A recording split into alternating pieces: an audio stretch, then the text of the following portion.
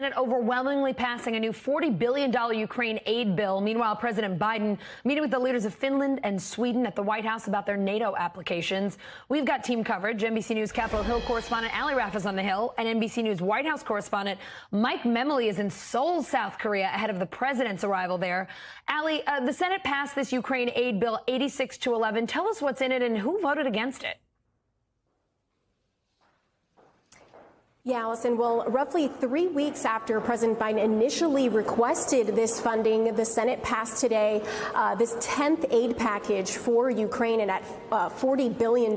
It's much more than President Biden's initial request. This $40 billion is divided into a couple sections. I'll tell you a little bit about where this money is going to go.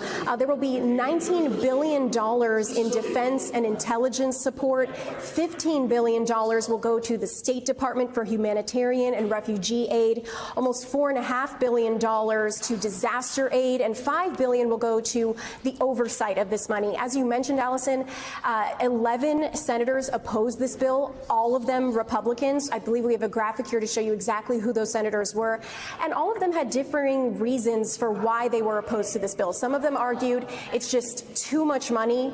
Some of them said Europe should be responsible for footing a little bit more of this bill. Others said that there are other crises that Americans are dealing with, such as the crises at the U.S.-Mexico border, inflation, high gas prices, that the money in this package, some of it could go towards alleviating.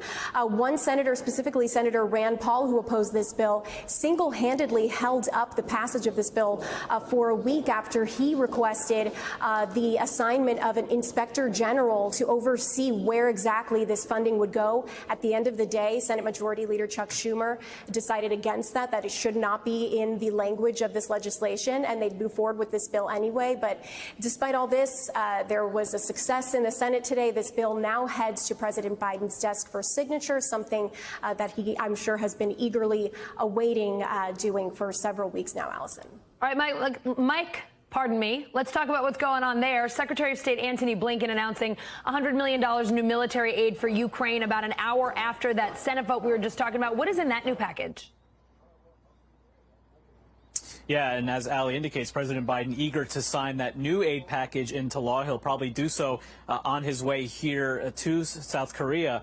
But interestingly, in the statement in which the president thanked congressional leadership for getting this through so quickly, he announced the latest, it's actually the 10th, what they call drawdown of defensive equipment for the Ukrainians. This is the 10th time that they are drawing down from the DoD stockpiles for this. And you see some of the equipment there. It's howitzers, tactical vehicles to get those howitzers to the Ukrainians quickly, and also counter-artillery radar. This is equipment that the administration says can really support the kind of efforts the Ukrainians have been waging valiantly in the face of Russia's aggression. Now, this brings to about $4 billion the total amount of security assistance the Biden administration has provided since Russia began its invasion. But as Ali also indicated, the balance in this new aid package is significantly more tilted towards the security assistance side. So there's a lot more on the way.